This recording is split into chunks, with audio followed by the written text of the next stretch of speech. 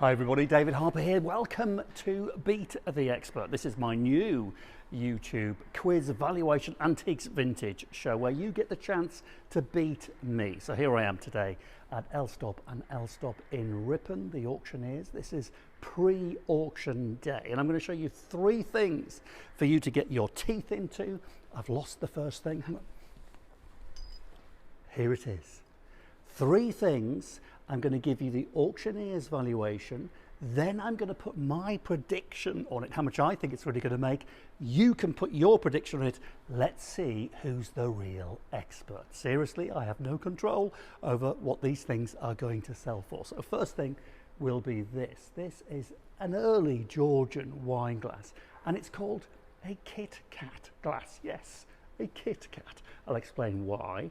I'll also tell you why the Georgians had tiny little drinking vessels. I mean, why? What was the point in getting one mouthful? I'll explain all. That will be item number one, and that carries an estimate of $250 to $350. Item number two is something altogether different. This is self-defense circa 1830, 1850. It's double barreled. It's a pistol, a serious bit of kit. There's full cock and fire, but not only is it a double barreled pistol from 1830, 1850, it also has this fantastic mechanism. It has a bayonet. Hello. I mean, that is a serious collector's thing. This is close quarter self-defense. So valuation estimate on this one, £400 to £600. Think about that. Final item is going to be this chair in the background. It's a sedan chair. This is the kind of thing that you would travel around London or York or New York in circa 1780, 1800 if you had the money, because you wouldn't want to walk around the streets. Now, would you? Seriously, there's going to be mud and grime and water, dead dogs, dead cats, loads of them in the Georgian period, I'm telling you. And as well as that, of course, horse manure absolutely everywhere. So you'd have two servants, one here, one here. You would jump on the inside, close the door, sit down relatively comfortably. You'd have little windows here for ventilation. You'd be much warmer than the people.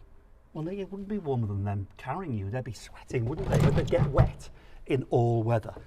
So that is a sedan chair. The valuation on that estimate is $1,800 to $2,500.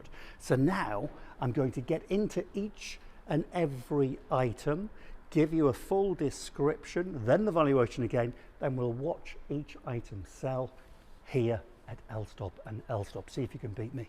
So let's go back to item number one, the early Georgian wine glass called a Kit Kat glass. This was called a Kit Kat glass well before the invention of the famous chocolate bar, dating to around 1730, so it really is in the early Georgian period, and named Kit Kat because the famous painter of the day, Hogarth, painted a famous picture of men drinking wine in a bar, a tavern, a club called the Kit Kat Club. And they were drinking out of tall, thin glasses that looked just like this. So from the 18th century, these glasses were called Kit Kat glasses. What a great name. And the thing is, the Georgians loved drinking copious amounts of alcohol, and bearing in mind there wasn't really very much else to do, so drinking was a great pastime. But when you look at the size of that bowl, you wouldn't assume the Georgians did drink very much, because you can barely get anything in it. But there are reasons for this. First of all, you've got to think about fashion. So it was fashionable in the early part of the 18th century to drink wine one gulp, effectively. You would have a servant bring the wine over to you on a tray. You'd take a nice slug, knock it back, give the glass to the servant. He would go to the sideboard or side table, rinse them out, fill them up again, and then walk around the room, and you would take a glug of wine as and when you fancied one. Another reason for the tiny bowls is this, that these wine glasses often referred to as cordial glasses, so used for drinking cordial. Now, cordial in the Georgian period was not a bit like the kind of cordial you buy down the supermarket. Cordial was a power-packed concoction of super strength alcohol to blow your head off, so you didn't need very much of it. And final bit of interesting information on Georgian wine glasses, or wine glasses in general, is this. It's been calculated that wine glasses today in 2021 hold 7 times the amount of wine they did in 1721. So you lot are a bunch of raving mad drinkers. And back to the glass itself. I mean, it is absolutely gorgeous. So it's English 1730. 1740.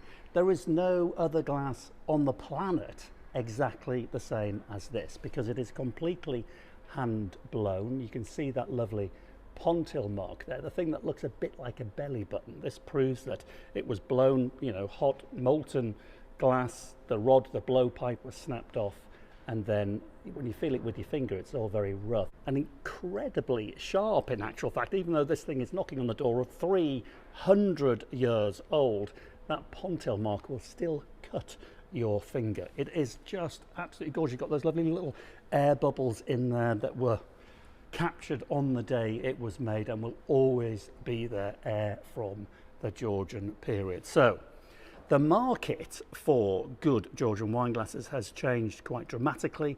These things were worth a lot more 10 or 20 years ago. This one's estimated at $250 to $350. So how much do you think it will really make? Well, my prediction, this is me putting my head on the block here, $250 to $350. I think this little Kit Kat wine glass will make, mid-estimate, £320. That is my prediction. I'm an expert. Over to you. Try and beat me. Let's go and see how much it sells for. Lot 368 Kit Kat wine glass, circa 1740, and opening the bidding here at £200. Bidding starting at £200. 220 for anyone. Bid starting at £200. 220 with the sale room. Bids at 220 with the sale room. 240 for anyone. Bids at 220 with the sale room. Do I see 240 anywhere? Bids online with the sale room at 220. 240 for anyone. Bids at 220. Selling fair warning. Sold for 220 to the sale room. Oh dear, I overvalued that by £100. So if you were closer to 220 than me, you beat me. And item number 2 is a serious bit of kit. And at least here on YouTube, I can talk about these things. On normal TV, we wouldn't be allowed to talk about this. But it is a piece from history. And it's a very interesting time in our history, in British history and, well, European and Western American history. 1830, 1850. You were pretty much on your own when it came to self-defense. The police force was only invented in 1829. There were still highwaymen on the road in 1830, and traveling around the countryside was actually very dangerous. You really didn't have any backup, and you really needed to look after yourself. And this is what this pistol here is all about. So double-barreled. You wouldn't want that pointed at you. Something that you could secrete about your person. You could keep it loaded, nice and safe. If you felt like you were going to be facing some trouble, you might just want to cock it to get it ready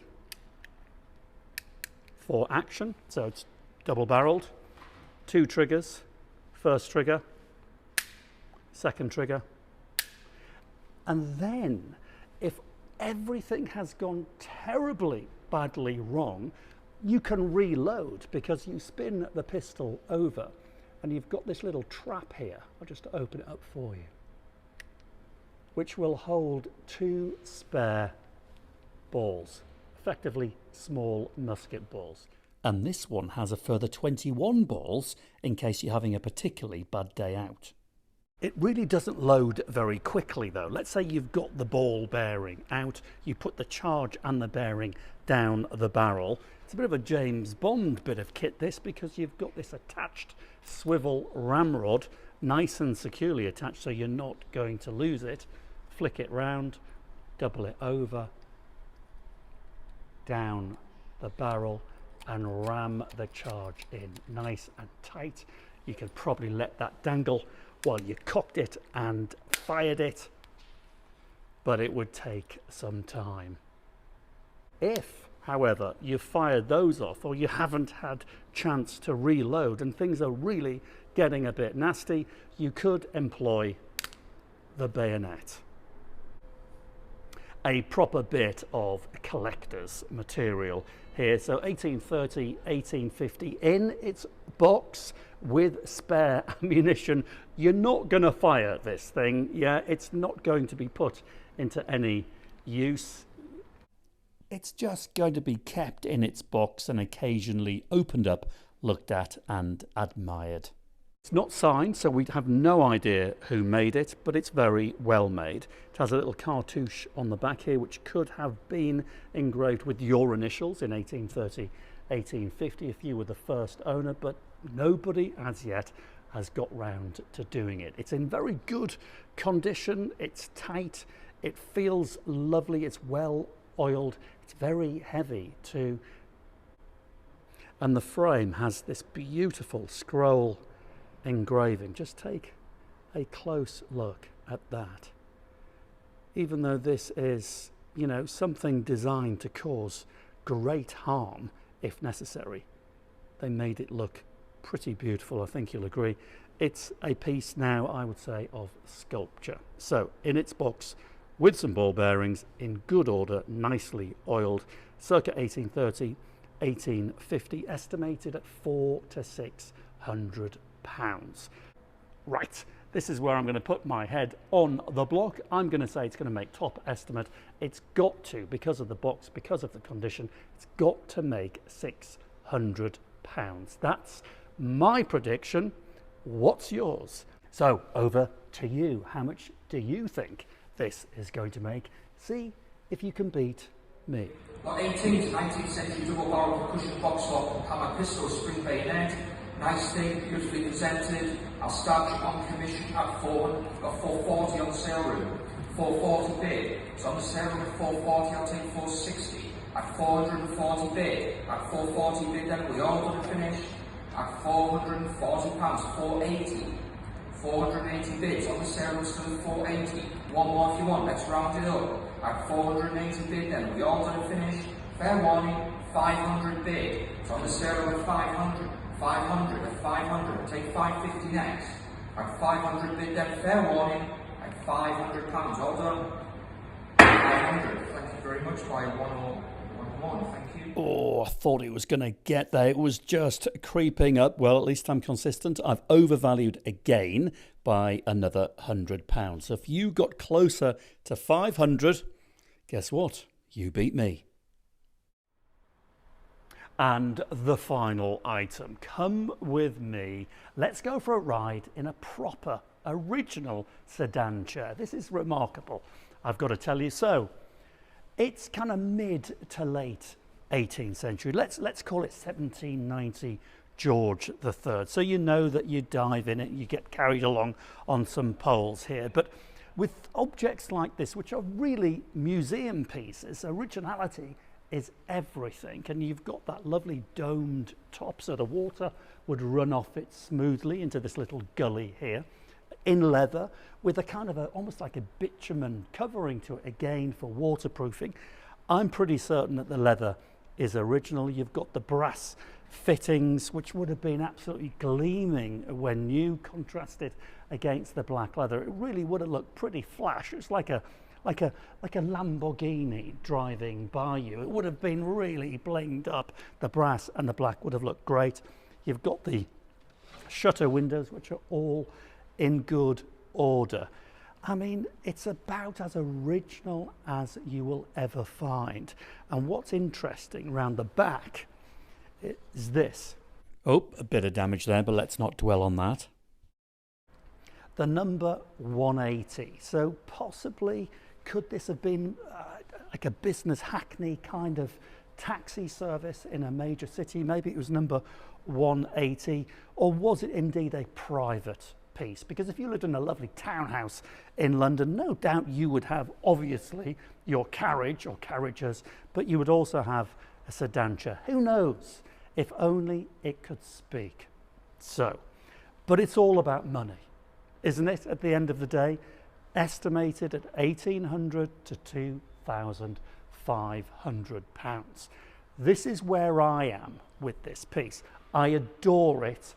It's wonderful. But who's going to buy it? What is the market?